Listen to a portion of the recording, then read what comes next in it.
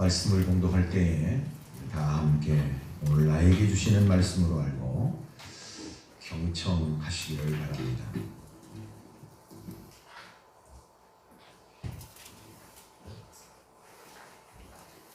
오늘 말씀은 고린도전서 15장 16절에서 20절 말씀입니다.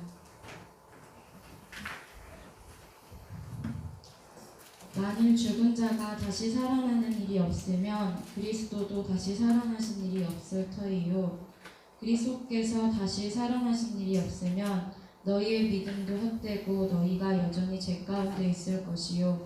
또한 그리스도 안에서 잠자는 자도 망하였으리니 만일 그리스도 안에서 우리가 바라는 것이 다만 이 세상의 삶뿐이면 모든 사람 가운데 우리가 더욱 불쌍한 자이리라.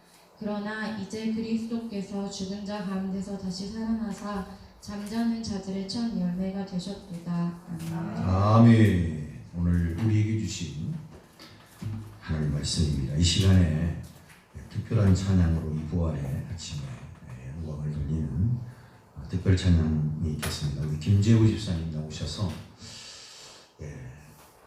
주여 이 죄인이 찬양을 우리 색소폰 연주로 하나님께 영광을 올려드리겠습니다. 어제부터 준비를 하셨는데 또 이게 하다 보면 부활의 첫 열매가 되시고 우리의 산소망이 되신 주님께 기쁜 마음으로 찬양을 올려드립니다 하시면서 찬양을 하시겠습니다. 두 곡입니다. 괴로울 때 주님의 얼굴과 같이.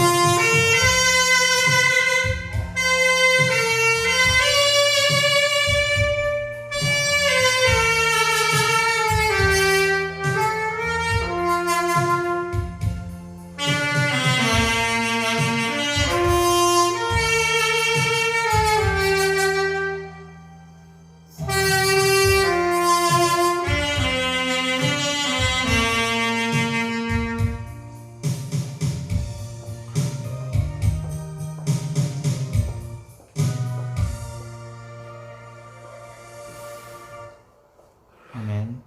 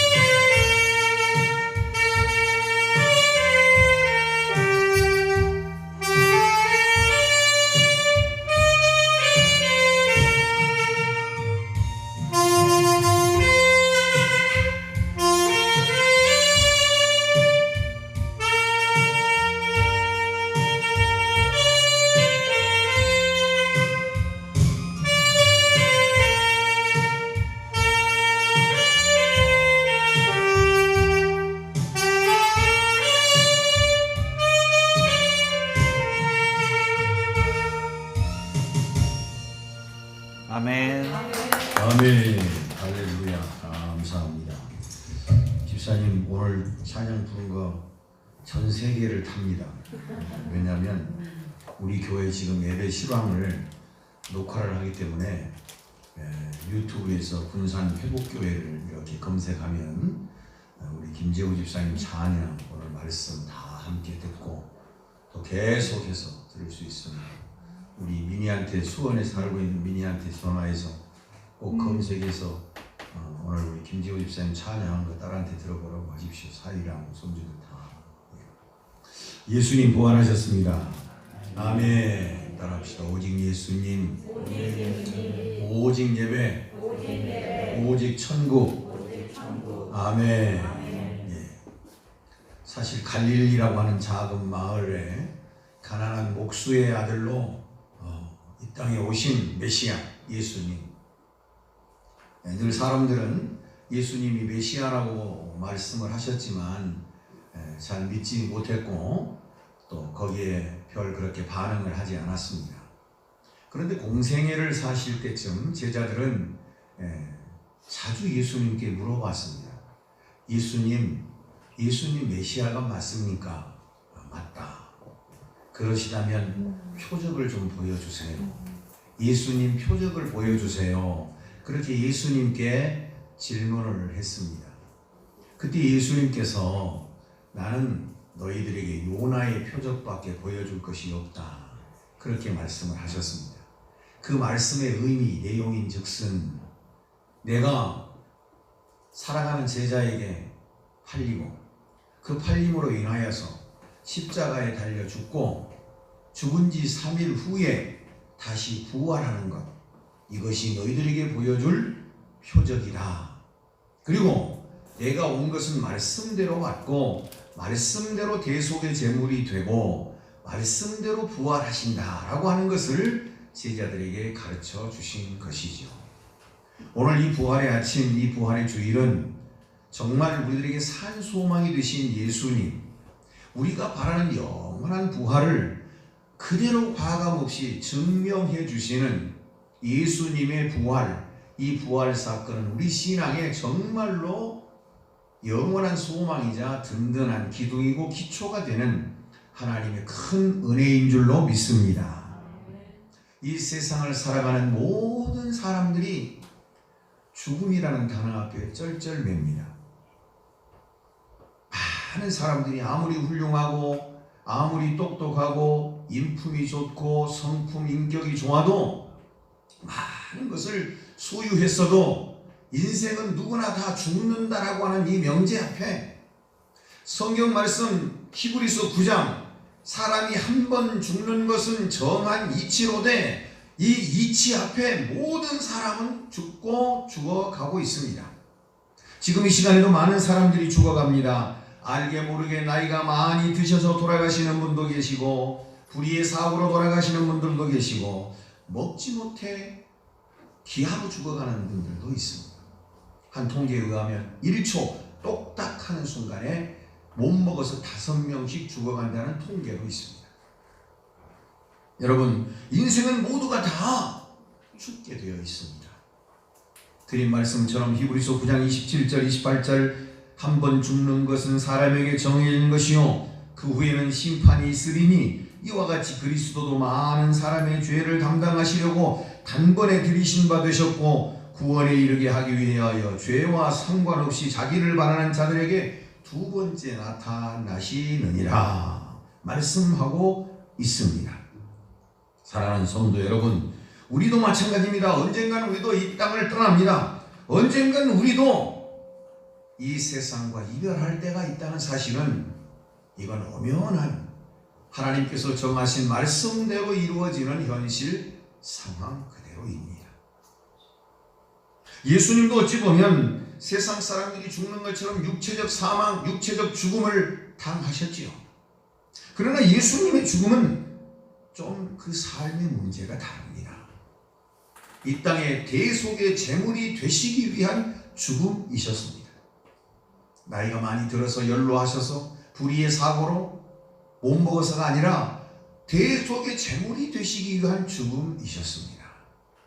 좀 결론적으로 말씀드리면 예수님이 이 땅에 오시면 죽으러 오셨다라고 하는 그런 전제를 우리가 할 수 있다는 것입니다. 구약 성경의 말씀을 보면 인생이 죄를 범하면 그 죄값으로 인해 당연히 죽어야 한다는 사실은 모든 사람들이 다 알고 있는 내용이었습니다. 그런데 하나님께서 한 길을 열어주셨는데 죄를 범했다 할지라도 그 죄의 사함은 정결한 짐승, 아무 짐승이 아니고 흠이 없고 티가 없는 정말로 3일 동안 묶어두어서 그 짐승의 상태를 확인하고 살펴본 후에 그 짐승의 흠결이 없을 때 그 짐승이 제물이 되고 그 짐승이 하나님 앞에 죄 지은 자를 대신해서 희생당함으로 그야말로 대속의 제물이 됨으로 인하여 그 사람의 죄가 사해지는 하나님 앞에 나아가는 길을 열어두셨습니다. 그럼 왜 죄사함을 받아야 되느냐? 하나님은 인생을 사랑하시고 복을 주시지만은 죄가 있으면 하나님의 사랑을 받을 수도 없고 하나님의 복을 받을 수도 없기 때문에 죄의 문제를 반드시 해결해야 하나님 앞으로 나아갈 수 있는데 하나님의 보호와 인도함, 그 사랑함과 은총과 축복을 받을 수 있는데 죄 때문에 할 수가 없는 거죠. 그래서 하나님께서는 짐승을 들여 그 짐승의 희생으로 인하여 그 사람에게 복을 주시고 사랑을 다시 베풀었던 것입니다. 중요한 것은 짐승이 흠이 없어야 된다는 것이죠. 우리가 잘 아시는 대로 로마서에 있는 말씀과 같이 의인은 없나니 단 한 명도 없고 모두가 다 죄인인 것을 성경은 우리에게 분명하게 밝히고 있습니다. 우리 자신 또한 우리가 죄인이라는 걸 너무나 잘 알고 있습니다. 하나님께서는 그래서 이 땅에 독생자 예수님을 보내주셨고 흠도 없고 티도 없는 예수님, 하나님 본체이신 죄 없으신 그분이 저와 여러분 우리를 위해서 십자가 위에서 대속의 제물이 되신 줄로 믿습니다. 그 예수님께서 십자가에서 우리를 위해서 죽으심으로 말미암아 우리는 구약의 제사와 같이 죄에 있는 자가 죄에 없으므로 하나님의 사랑과 은총을 입게 되었다는 사실입니다. 그러므로 오늘 우리를 위해서 죽으신 예수 그리스도는 그야말로 우리에게 죄 사함 그 뒤에 이어지는 하나님의 사랑, 하나님의 은총, 하나님의 복을 누리게 되었다라고 하는 사실입니다. 예수님의 공로로 예수님께서 우리의 대속의 제물이 되심으로 이제 내 죄 대신 죽으신 예수님 때문에 우리는 하나님의 사랑을 입게 되었다라고 하는 사실입니다. 그런데 여러분, 예수님의 죽음 그것으로 끝나는 성경의 역사가 아니었습니다. 우리를 위해서 십자가에 달려 죽으신 그 사건만으로 끝이 나는 것은 아니었습니다. 여러분, 이 세상의 전무후무한 사건을 기록하는 마태복음 28장을 보면 우리는 새로운 소망의 기쁨을, 감격을 누리게 되는 것입니다. 이 땅의 모든 사람들이 죽음으로 끝이 나지만 예수 그리스도의 죽음은 끝이 아니라 새로운 소망이 되어서 우리에게 기쁨을 안겨주시는 마태복음 28장의 말씀대로 모든 사람들이 돈이 많거나 높은 벼슬을 직위를 갖거나 또는 어떤 아주 고상한 인품과 성품을 가졌다 할지라도 죽음 앞에 모든 것이 다 끝이 나지만 예수 그리스도의 죽음은 그 마침표가 아닌 것을 마태복음 28장은 우리에게 전해주고 있습니다. 여러분, 말씀대로 이 땅에 오신 예수 그리스도께서는 말씀대로 죽으시고 부활하셔서 우리에게 산 소망이 되신 줄로 믿습니다. 마태복음 28장은 이것을 생생하게 우리에게 기록하고 있습니다. 여러분, 마태복음 28장 6절에 말씀하신 대로 살아나셨느니라. 말씀하신 대로 살아나셨느니라. 아멘이시죠? 아멘. 모든 사람이 죽어 죽은 후에는 끝입니다. 죽음 후에는 예술도 그 어떤 언변도 그 어떤 것도 끝이 나지만 예수님의 죽음 이후에는 새로운 시작의 길이 열리기 시작했습니다. 많은 사람들이 가던 길과는 사뭇 다른 전무후무한 말씀대로 다시 살아나시는 예수 그리스도의 부활의 사건을 기록하고 있습니다. 사랑하는 성도 여러분, 우리는 흔히들 예수님 안 믿어도 공수래 공수거라는 단어를 우리는 이 말을 자주 인용하곤 합니다. 빈손으로 왔다, 빈손으로 가는 것이 인생이라는 의미죠. 여러분, 디모데전서 6장 7절에 우리가 세상에 아무것도 가지고 있는 것이 없음에 또한 아무것도 가지고 가지 못하리니. 죽음은 그렇습니다. 한번 온 인생이 죽고 나면 그 이후에 아무것도 가지고 가는 것이 없습니다. 그래서 그것으로 끝이 납니다. 그런데 예수님의 죽음은 새로운 장을 여셨습니다. 그게 마태복음 28장입니다. 말씀대로 살아나셨느니라. 여러분, 그 유명한 갈릴리 사건을 우리는 기억합니다. 갈릴리 사건은 바로 요한복음 21장에 나오는 말씀입니다. 부활하신 후 제자들에게 나타나신 예수님께서 조반 잡수실 쯤에 생선을 구우시고 제자들에게 말씀하셨습니다. 고기가 있느냐고. 그리고 부활하신 후에 많은 사람들에게 나타나 보이셨습니다. 죽으신 이후에 부활하신 예수님, 그 예수님의 부활의 사건은 오늘 우리에게 무엇을 의미하고 있을까요? 많은 사람들이 죽으면 그것으로 끝나는 줄 알았는데 예수님은 죽음 이후에 새로운 장을 열어주셨는데 그 새로운 장의 의미는 오늘 우리의 신앙과 어떤 의미가 있느냐 하는 얘기입니다. 여러분, 요한복음 11장 26절, 27절, 25절, 26절 두 절의 말씀을 보면 예수님께서 직접 하신 말씀입니다. 나는 부활이요 생명이 나를 믿는 자는 죽어도 살겠고 죽어도 살겠고 살아서 믿는 자는 영원히 죽지 아니한다라고 하신 말씀입니다. 그리고 네가 이것을 믿느냐라고 묻습니다. 죽음 이후에 새로운 부활의 장을 여는 키워드는 우리의 믿음입니다. 믿음. 모든 사람이 죽음 후에 끝이 나지만 죽음 이후에 새롭게 시작되는 장을 여신 예수 그리스도, 그 예수 그리스도를 믿는 믿음 안에서 우리는 예수 그리스도와 함께 부활하게 된다는 사실입니다. 성경은 무수한 많은 구절을 통해서 우리에게 전하고 있습니다. 부활의 첫 열매가 되신 예수 그리스도, 순서에 따라서 예수 그리스도 이후에 우리의 삶이 어떻게 된다는 것을, 죽음 이후에 우리의 삶이 어떠한가를 우리에게 생생하게 보여주는 말씀이 그 시작이 마태복음 28장입니다. 말씀대로 살아나신 예수 그리스도, 그 살아나신 예수 그리스도, 부활하신 예수님을 믿는 오늘 우리들에게 죽음 이후에 영원한 하나님의 나라를 약속하고 있다는 사실입니다. 사랑하는 성도 여러분, 부활의 아침에 오늘 우리가 꼭 기억해야 할 것은 예수님이 우리에게 부활을 통하여 전해주시고자 하는 말씀의 의미를 되새겨야 합니다. 저는 오늘 두 가지를 생각해 보려고 합니다. 우리에게 영원한 부활을 주신, 우리가 바라는 영원한 부활을 소망을 주신 예수님, 그 예수님을 바라보면서 오늘 이 아침에 우리가 생각해야 할 두 가지. 첫째는 예수님이 죽으시고 부활하신 사건 앞에 우리의 모든 죄가, 우리의 모든 죽음이 사함을 입었다라고 하는 사실입니다. 사랑하는 성도 여러분, 예수님의 고난은 우리의 죄 때문입니다. 십자가 위에 죽으심은 우리의 죄 때문입니다.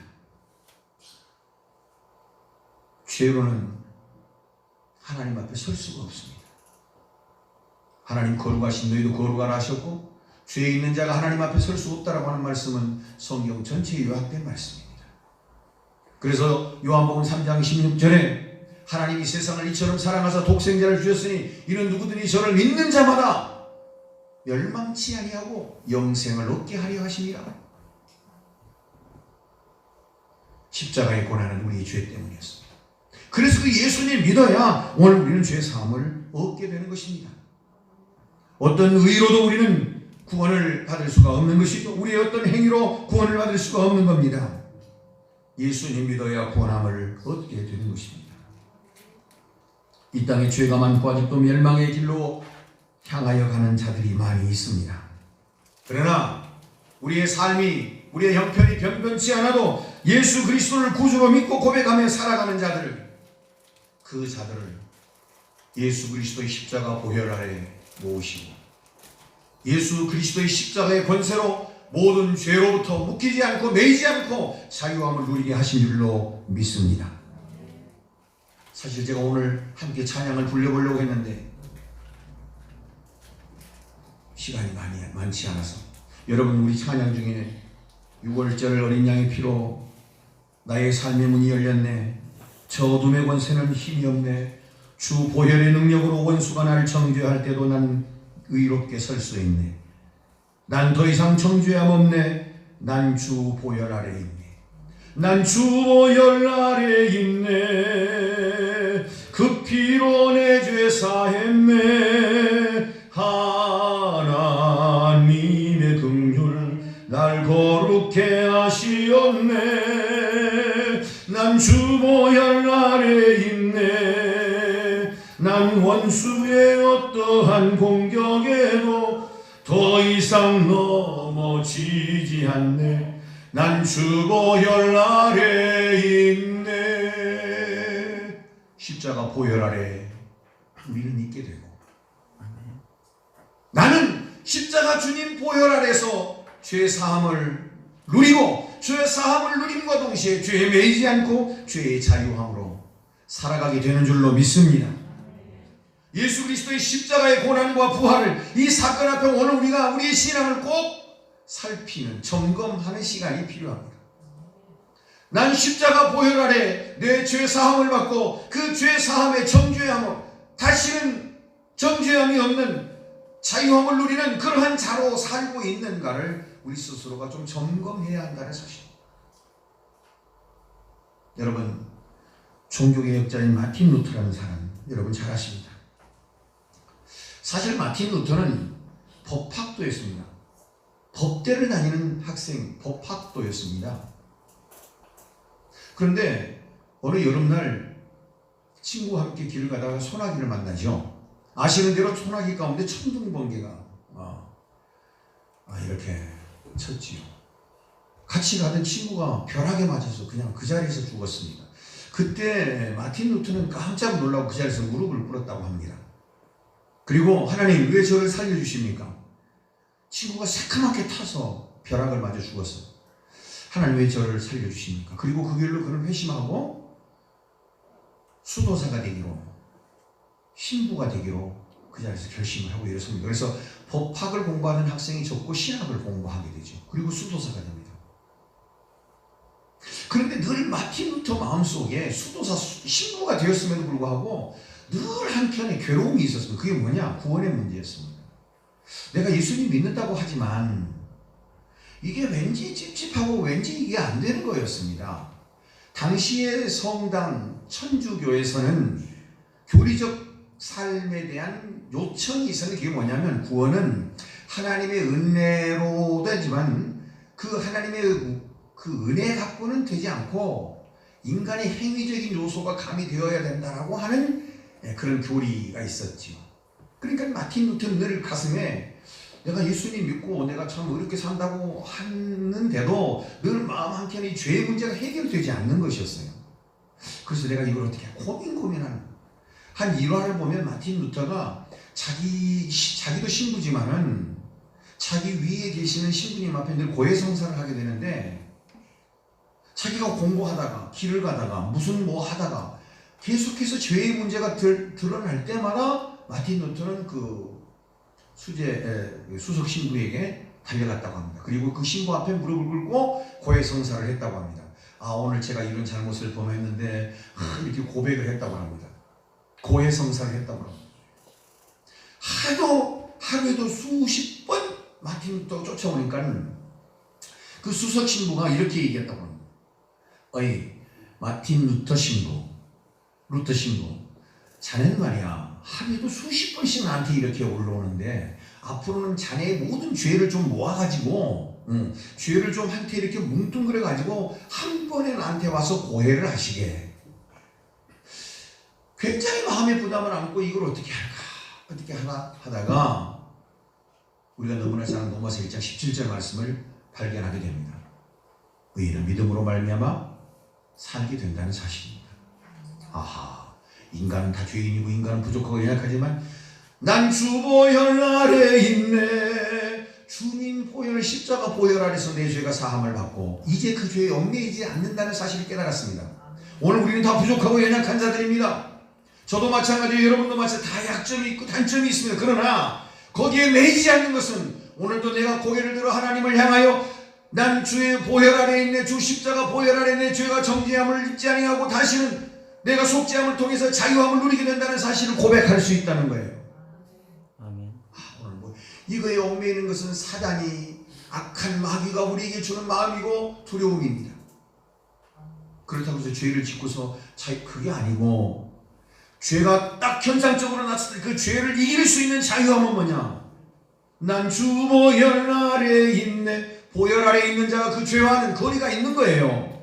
어떤 상황들이 우리에게 올 수 있어요. 여러분, 죄의 자유함의 그 기준은 어디에 있습니까? 하나님 말씀에 있습니다. 하나님 말씀. 하나님 말씀에 하라 하지 마라 구분되는 하나님 말씀이 있습니다. 내가 죄에서 얽매이지 않고 자유함을 누릴 수 있는 그 기준은 어디 있습니까? 기도에 있습니다. 주님, 내 삶이 이렇습니다. 주님, 내 이 상황에서 어떻게 하나님 기뻐하실까요? 하나님, 내가 이런 상황에서 잘못하면 죄를 지을 것 같은데 이 죄를 극복할 수 있는 길은 무엇일까요? 하나님 앞에 기도하는, 여러분, 그 기준은, 죄의 자유함을 누리는 그 기준은 하나님 말씀이 있고 하나님께 기도하는 것에 있고 하나님 앞에 찬양할 때 그 죄로부터 자유함을 누리게 되는 것입니다. 이것이 전제되지 않으면 세상 사람과 별반 똑같습니다. 죄에 얽매이고 죄 때문에 괴로워하고 죄 때문에 두려워하는 것이죠. 이 마틴 루터는 그걸 깨달았습니다. 그렇구나. 죄의 자유함이라고 하는 것은 내가 아무리 의로운 일, 좋은 일, 바깥에 나가서 내가 아무리 선한 일을 베풀어도 이 죄는 십자가 보혈이 아니면, 예수 그리스도의 십자가의 보혈이 아니면 해결되지 않는다는 사실을 그는 깨달았습니다. 제가 드린 말씀처럼 구약의 제사처럼 흠도 없고 점도 없고 티도 없는 예수 그리스도 순수한 대속의 제물, 이 땅 어느 곳에도 하나님 밖에는 우리의 죄를 대신해서 짊어지고 십자가에 돌아가실 만한 인간이 없기 때문에 하나님은 독생자 예수님 보내셔서 그 예수님 나 죄 때문에 십자가에서 죽으시고 나 죄 모든 죄 사하시고 다시는 죄의 노예가 되지 말고 다시는 죄에 속한 자가 되지 말고 죄로부터 자유함을 누리는 십자가 보혈 그늘 아래서 자유함을 누리고 하나님이 주시는 행복, 하나님이 주시는 평안, 하나님이 주시는 평화, 하나님이 주시는 기쁨, 소망을 가지고 죄로부터 자유롭게 살아가라고 오늘 우리를 해방시켜 주시는 그날, 그것이 부활의 주일인 줄로 믿습니다. 첫 번째, 예수님의 십자가 사건과 부활은 오늘 우리의 죄를 대속했다는 사실을 꼭 잊지 마시기를 바랍니다. 그래서 죄에 얽매이지 마시기를 바랍니다. 과거에 내가 어떤 잘못 때문에 계속해서 나를 억압한다는 것은 마귀의, 사탄의 공략. 난 이제 자유함을, 난 십자가 보혈 아래 자유함을, 난 십자가 보혈 아래 나의 모든 죄가 속죄함을 입어서 나는 행복하게 살아야 돼. 나는 평안하게 살아야 돼. 나의 삶은 잘 될 거야. 나는 소망이 있는 자야. 왜? 나를 죽기까지 사랑하신 주님, 그 주님이 계시기 때문에, 그리고 그뿐만 아니라 오늘 우리에게 산 소망을 주시기 때문에. 부활의 아침에 저와 여러분이 불러야 할 찬송이 있습니다. 264장입니다. 정결하게 하는 셈이 나의 앞에 있도다. 성령께서 권고하신 죄 씻으라 하시네. 찬양하리 찬양하리 죽임 당한 어린 양 주께 영광 돌리어라. 우리 죄를 씻어 주셨네. 아멘. 아멘. 아멘. 아멘. 정결하게 하는 셈이 예수 그리스도의 십자가인 줄로 믿습니다. 아멘. 여러분, 다시는 죄의 종로로 가지 말고 죄로부터의 자유함을 누리시기를 축원합니다. 나의 죄를 깨달았다면 대속의 제물 되시는 예수님을 바라볼 수 있어야 됩니다. 여러분, 노뱀을 바라본 자가, 불뱀에 물린 자가 노뱀을 바라보며 살아났던 것처럼 세상에 우리의 괴로움과 또 슬픔과 아픔에 쌓여있는 우리들에게 노뱀을 바라보는 순간에 불뱀에 물린 자들이 다 살아나는 것처럼 오늘 이 땅 현실 가운데 아픔 가운데 괴로움 가운데 있을지라도 높이 장대 끝에 달린 불뱀처럼 오늘 우리를 향하신 예수 그리스도의 사랑은 저 노뱀이 되셔서 바라보는 자마다 오늘 우리에게 평안을 주시고 기쁨을 주실 줄로 믿습니다. 그러므로 예수 안에 있으면 잘 됩니다. 예수 안에 있으면 희망이 있습니다. 우린 연약하고 부족하지만 예수님이 십자가 보혈로 우리를 감싸 주시기 때문입니다. 귀한 은혜가 있어지기를 축원합니다. 죄로부터 자유스러우려면 은혜가 충만해야 됩니다. 성령 충만해야 됩니다. 그래야 이깁니다. 수학의 부등호처럼 은혜가 많으면 죄로부터 떨어져 나와요. 죄를 누를 수 있어요. 은혜가 없어지고 믿음의 열정이 식어지면 죄가 부등호가 바뀌면 죄의 사람이 되어집니다. 죄에 매여버립니다. 우리 누구도 한순간적으로 죄의 매인자가 될 소지가 많습니다. 가룟 유다가 그렇지 않습니까? 한순간에 우리의 마음속에 마귀의 악한 사탄이 들어가면 순간에 우리가 죄에 매여버립니다. 부활의 아침 여러분, 항상 우리의 삶에 은혜가 충만하시기를 바랍니다. 하나님의 말씀이 풍성하시기를 바랍니다. 쉼없이 기도하시기를 축원합니다. 쉼없이 찬송하고 기쁨 가운데 하나님께 영광을 돌리는 자들이 되시기를 바랍니다. 기쁨이 있어야 합니다. 첫 번째, 예수님의 십자가 사건과 부활은 우리의 죄 사함, 예수님이 대속의 제물이 되심으로 이제 우리는 자유함, 죄로부터의 자유함을 누리게 됐다는 사실을 잊지 마시길 바랍니다. 죄가 여러분을 찾아오거든, 죄가 여러분의 문을 두드리거든 말씀으로 이겨내시기를 축원합니다. 기도로 물리치시기를 축원합니다. 찬양으로 물리치시기를 축원합니다. 죄의 자유함을 누리시기를 예수님의 이름으로 축원합니다. 두 번째는 예수님께서 우리에게 부활을 통해서 들려주시고 알려주시는 귀한 말씀, 바로 그것은 우리에게 산 소망이 되셨다는 사실입니다. 예수님의 고난이 나의 고난이고 예수님의 부활이 나의 부활이 될 때 우리에게는 영원한 소망이 자라나게 되는 것입니다. 여러분, 바울 사도는 19절에서 말합니다. 오늘 말씀, 만일 그리스도 안에서 우리가 바라는 것이 다만 이 세상의 삶뿐이면 모든 사람 가운데 우리가 더욱 뭐한 자라고요? 불쌍한 자입니다. 여러분, 죄를 이기기 위해서 죄는 하나님과 원수가 되고 죄는 하나님과 적이 되기 때문에 그 죄를 이기기 위해서 우리는 발버둥합니다. 말씀을 붙듭니다. 기도를 합니다. 찬양을 부릅니다. 헌신하고 충성합니다. 세상 사람들은 비웃습니다. 아이고, 먹고 마시고 놀지 그래. 뭔 주일날 교회를 가? 놀러 가지? 아이고, 그 시간 있으면 나는 자. 그 시간 있으면 난 취미생활해. 우리를 어리석다고 말하고 불쌍하다고 말합니다. 그렇습니다. 바울 사도가 말한 것처럼 오늘 19절 말씀처럼 세상 사람들의 기준으로 보면 우리는 불쌍한 것처럼 보일 수 있습니다. 그러나 그들이 알지 못하는 영원한 생명, 영원한 하나님의 나라 천국이 있다는 것을 우리는 알고 있습니다. 여러분, 바울 사도 당시에 예수님 믿는다라고 하는 그 자체는 엄청난 시련이 앞에 놓여 있습니다.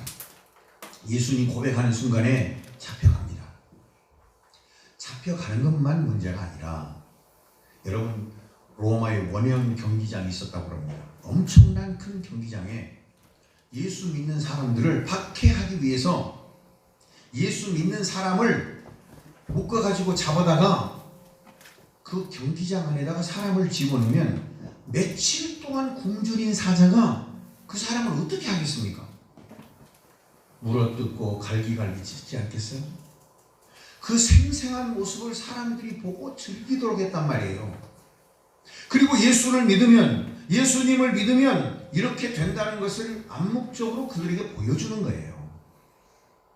그러니까 여러분, 예수님 믿는다라고 고백한다는 그 자체는 바로 그 면전에 죽음이란, 아니 그냥 죽음이 아니라 그냥 비참한 죽음이 지금 눈앞에 전개되는 거예요. 그런데도 초대교인들은 두려워하지 않았습니다. 잘 아시는 대로 다니엘서에 사자의 입을 막으셨던 하나님을 그들은 인정하고 믿었습니다. 나를 믿는 자는 죽어도 살겠고 살아서 믿는 자는 영원히 죽지 아니한다는 말씀을 그들이 믿었던 것이죠. 이것이 인생은 죽음으로 끝난다는 것이 아니라 마태복음 28장 새롭게 시작하는 하나님의 영원한 나라가 있다는 사실을 그들은 믿음으로 고백하게 되었고, 그 사실을 누가 천국 갔다 온 사람이 있어? 누가 그렇게 된다는 걸 어떻게 믿어? 이런 말이 나올까 봐서 마태복음 28장의 말씀대로 살아났고 예수님이 그 증인이 되셨습니다. 죽으신 이후에 많은 사람들에게 자 만져봐라, 보아라, 내가 죽었다 다시 살아났다라고 하는 것을 보여주셨습니다. 증명시켜 주시고 확인시켜 주셨습니다. 혹 지금 이 시대를 살아가는 우리가 누가 죽어봤어? 천국이 있다는 걸 어떻게 알아? 누가 그런 말 나올 줄 알고 예수님이 미리 보여주셨어요. 자, 도마가 의심합니다. 주님 예수님이라고 하는데 전 못 믿겠어요. 혹시 예수님이시라면 손에 못자국, 그래 여기 있다 못자국이라. 아 그래요? 예수님 그때 창에, 그래 옆구리에 창자국을 봐라. 예수님 말씀하십니다. 도마야, 보고 믿느냐? 보고 믿느냐? 오늘 우리들 가슴에 찌렁찌렁하게 울려야 됩니다. 보고 믿느냐? 예수님 다 증거해 주셨습니다. 확증해 주셨습니다. 죽었다가 살아난 자가 있냐고. 있습니다. 예수님. 이게 우리 예수님 믿는 사람들의 사건입니까? 인류의 역사의 산 증거, 상증인 아니겠습니까? 여러분, 예수님을 믿는 자들은 첫째 부활 되시는 첫 번째 부활의 열매 되신 예수님처럼 장차 우리도 살아나게 될 줄로 믿습니다. 부활하게 될 줄로 믿습니다. 지금 살고 있는 이 땅의 삶이 다가 아니라는 사실입니다. 부활 신앙을 가진 자들에게는 반드시 예수 그리스도 앞에 다시 살아난다는 사실을 우리들에게 보여주고 있는 사건이 부활의 사건입니다. 여러분, 지금 죽어도 천국 갈 자신 있습니까? 있어야 합니다. 천국이 있냐고요? 있습니다. 천국을 증명하신 예수님을 보고도 믿지 못한다면 그 무엇을 믿을 수 있습니까? 그 무엇을 믿을 수 있냐고요? 세상의 일도 미묘한 일도 믿어지는데 어찌 말씀대로 오신 예수님, 말씀대로 죽으시고 부활하신 예수님, 바울 사도도 말합니다. 만삭되지 못한 나에게도 보여주시고 많은 사람들에게도 보여주시고 40일 계시다 하늘로 올라가시기 전까지 많은 사람들에게 보여주신 예수님을 못 믿는다고요? 아닙니다. 오늘 우리는 영원한 천국이 반드시 있다는 것을 기억해야 합니다. 고린도전서 15장 20절, 그러나 이제 예수 그리스도께서 죽은 자 가운데서 다시 살아 잠자는 자들의 첫 열매가 되셨다고 말씀합니다. 23절 우리 같이 한번 읽어볼까요?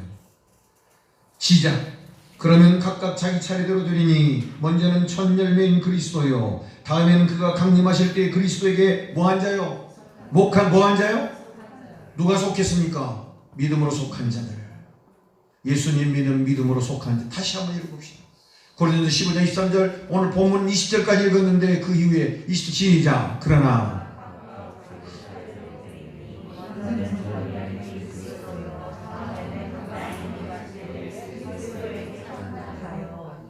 여러분 믿으시기를 바랍니다. 여러분, 그리스도 안에 있는 자들, 그 속에 속한 자들, 믿음으로 사는 자들은 이 세상이 끝이 아닙니다. 저도 마찬가지로 여러분, 언젠가는 우리는 세상을 떠날 날이 있습니다. 떠난다는 것은 아쉽고 아픔이 있습니다. 고통이 있습니다. 그러나 중요한 것은 믿는 자들에게는 이 세상이 끝이 아니라는 것을 우리는 알고 있기 때문에 위로가 되는 것입니다. 기쁨이 되는 것입니다. 사랑하는 성도 여러분, 우리는 꼭 주목해야 할 말씀이 있습니다. 반드시 우리가 다시 살아난다라고 하는 이 부활의 산 소망 앞에는 반드시 그러나 세상과 다름을 설명합니다. 모든 말씀의 시작, 다시 우리가 살아난다라고 하는 부활의 신앙을 언급하는 말씀마다 그러나 세상과 다르다는 겁니다. 세상은 죽음으로 끝이 나지만 예수 안에 소속되어 있는 자, 믿음으로 사는 자들에게는 그러나 세상과 다르다는 거예요. 그리스도인의 세상이 끝이 아니라는 거예요. 죽음으로 끝나는 것이 아니라는 거예요. 다시 시작된다는 거예요. 그리스도인들이 다시 돌아온다는 것이에요. 그렇기 때문에 하나님 앞에 감사하는 거예요. 그렇기 때문에 오늘 믿음으로 살려고 발버둥하고 몸부림하는 거예요. 하나님의 백성은 반드시 돌아올 것입니다. 바울 사도가 돌아오고 스데반 집사가 돌아오고 마차에 채길 끌려다니며 그렇게 고통스러워했던 디모데 사도가 다시 되돌아올 것입니다. 그리스도를 믿는 하나님의 가족 구성원들이 전부 다시 돌아오게 될 날이 있을 것입니다. 이것이 하나님께서 우리에게 주신 영원한 약속입니다. 우리 주 예수 그리스도에게 죽음 후에도 내일이 있듯이 우리에게도 반드시 죽음 후에 내일이 있다는 것을 믿으시기를 바랍니다. 데살로니가전서 4장 14절 16절 17절에 우리가 예수에 죽었다가 다시 사심을 믿을지인데 이와 같이 예수 안에서 자는 자들도 하나님이 저와 함께 데리고 오시리라. 16절 주께서 호령과 천사장의 소리와 하나님의 나팔로 친히 하늘로 쫓아 강림하시리니 그리스도 안에서 죽은 자들이 먼저 일어나고 그 후에 우리 살아남은 자도 저희와 함께 구름 속으로 끌려올려 공중에서 주를 영접하게 하시리니 그리하여 우리가 항상 주와 함께 있으리라. 여러분, 데살로니가전서 4장 18절은 이런 말씀을 우리에게 전합니다. 그러므로 그리스도 안에 있는 자들이요 여러 말로 서로 위로하라. 그리스도 안에 서로 우리가 위로해야 합니다. 코로나 때문에 얼마나 힘드십니까? 힘내세요. 서로 우리가 위로해야 할 위로자가 되어야 하는 것이죠. 왜냐하면 우리는 죽어도 살아나는 생명의 산소망을 가슴에 안고 사는 자들이기 때문에 그 소망으로 인하여 기뻐하고 그 소망으로 서로 위로해 주라는 거예요. 위로해 줘. 위로자가 누구예요? 예수 그리스도가 우리의 위로자이듯이 우리가 세상을 향한 위로자가 되어 주어야 한다는 것입니다. 우리의 믿음이 죄로 시작되었지만 영원한 영광으로 끝나는 것이 너무나 하나님께 감사가 됩니다. 사랑하는 성도 여러분, 부활의 아침, 예수님 부활하신 것 같이 장차 우리도 부활할 것입니다. 기도합시다. 사랑의 하나님, 이 땅에 많은 사람들이 주어 세상과 이별하지만 이별 이후에 예수님이 부활하셔서 우리에게 산 소망을 주신 것처럼 우리도 예수님처럼 부활하게 될 줄 믿습니다. 하나님 감사합니다. 이 소망 가지고 세상의 위로자 되어 살게 하옵소서. 많은 자들을 위로하게 하옵소서. 소망을 주고 희망을 주는 메신저들이 되게 하옵소서. 예수님 귀하신 이름 받들고 기도 올립니다. 아멘.